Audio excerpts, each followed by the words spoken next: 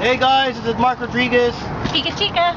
And here's our quick thoughts on Men in Black 3. We just got out of the theater and we're waiting for the bus and everything.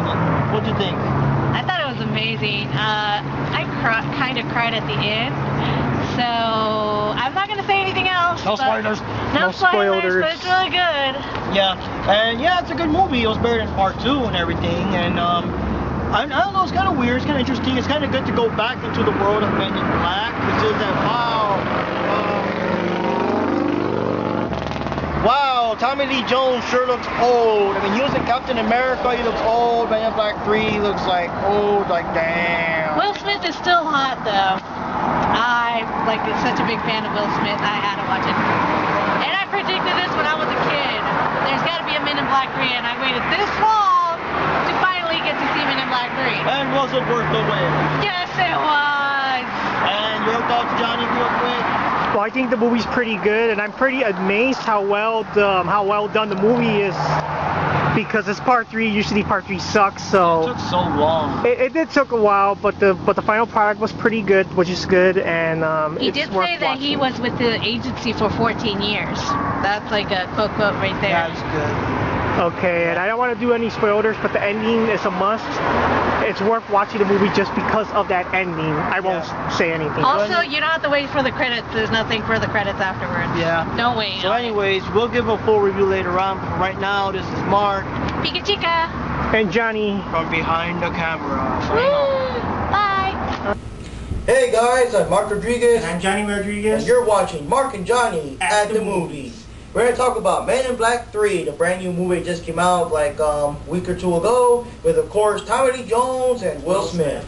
Yeah, now the basic plot of this movie is that this dangerous enemy, this alien called Boris the Animal, escaped from the moon, and he has like he has beef with Kay, so he steals like a time machine, goes back in time, and kills Kay. And this, of course, fucks everything up in modern day, and there's this big alien invasion. So now, Agent J has to go back in time and help the younger K and prevent him from being killed by Boris and all that.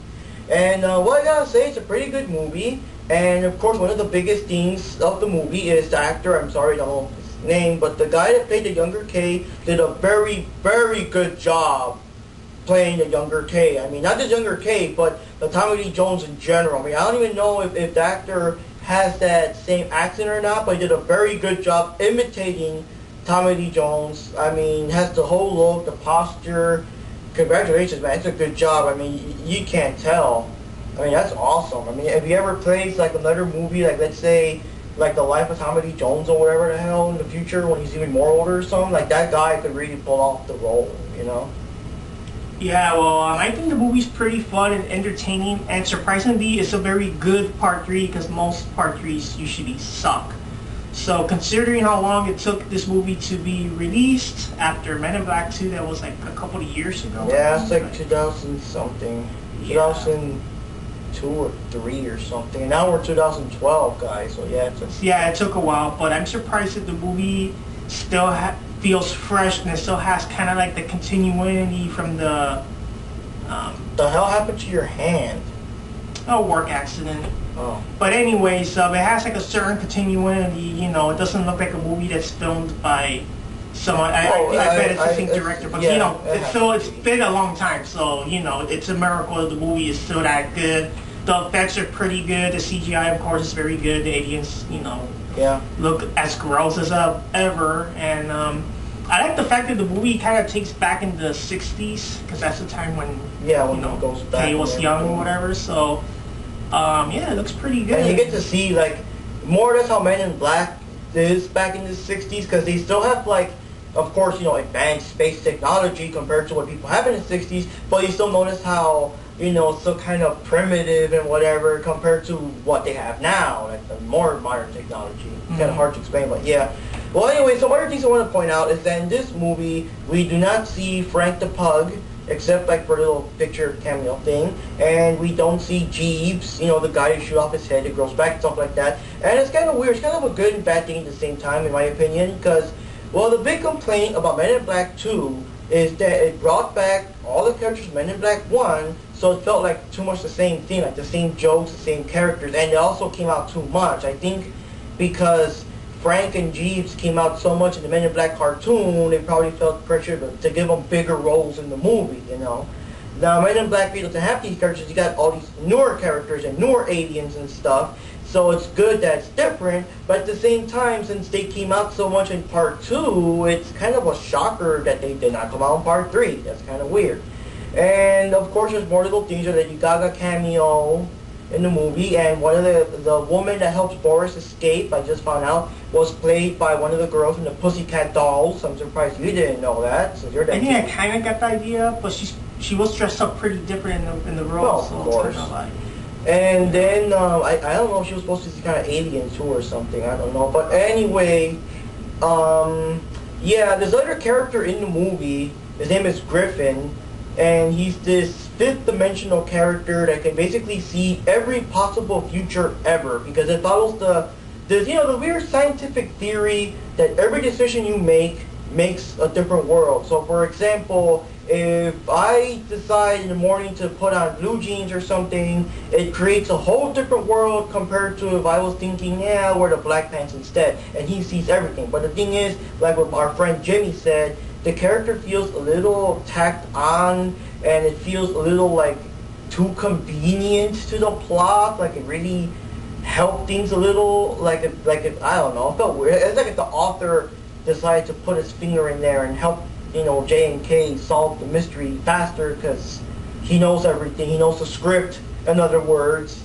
So it was kind of, I mean, it's something different because it's different than just a normal alien, but it still feels kind of a little too, like, convenient. well, I kind of like the character. I kind of like the character because I think it gives the Men in Black movie a different spin than what we have seen before. So in that aspect, I think it's pretty good. And the character is pretty interesting itself, you know, by itself, so I think it was pretty good. Yeah. And, well, to wrap things up, I'm going to make a little gripe that's not exactly in the movie, but it's kind of related to the movie. I do not like Pitbull's stupid song. What the fuck is the name of that stupid song?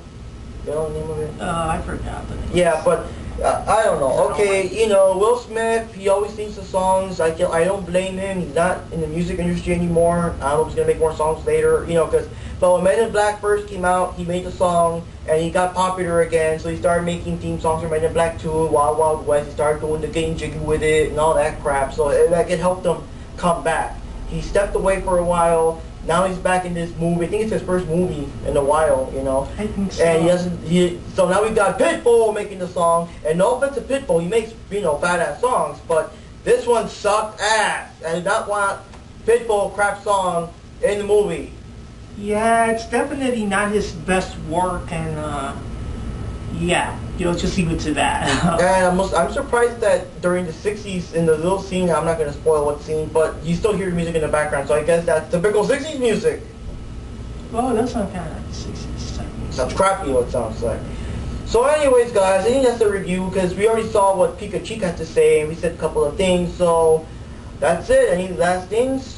Well, I would tell you, if you're a big fan of the Men in Black series, I would totally recommend you to check out Part 3 because it's totally worth it, and you'll be surprised how well made this movie is, considering that it's a third sequel, and you will also be amazed how close the characters are to their, you know, personalities, like Will Smith and Kay and all that, because like really, it took them that long to release Part 3, you would kind of think that, uh-oh, they still keep a lot of the Men in Black elements there, and they pretty much... good. It had a familiar feel, like, oh, yeah, you're back in the world of Men in Black. It felt good. It felt like back to the familiar old times. It was a good series. And I know Part 2 was not as good, but it was still a good movie, because it's still Men in Black, you know, the cartoon series, all that stuff. One last thing I do want to say before we wrap this up is that, wow, seeing how old Tommy Lee Jones is, because you saw Captain America, how old he is, now he's old and whatever, it's like, and I heard rumors that they wouldn't mind if they want to make a Part 4, like, hey, yeah, I don't mind, I'm doing Part 4, but here's something, if you guys are going to do Men in Black 4, you better start filming, like, now, like, you know, today, before Tommy Lee Jones get even older and can't do the scenes, you know. In fact, I'm surprised. I think this back in time thing with the, you know, because of course, you know how it is. You're going to see Tommy Lee Jones in the beginning before the time stuff, and then you're going to see at the end after the time stuff. I think this kind of gives them an excuse to still be in the movie and not have to do so much, you know, physical scenes, because of course most of it's going to be by the younger kid. Yeah. But yeah, we're going to be Men in Black 4. Men in Black 4 start filming like today. Oh yeah. Yeah. So anyways, I'm Mark Rodriguez. Johnny Rodriguez. And we'll see you at the movies.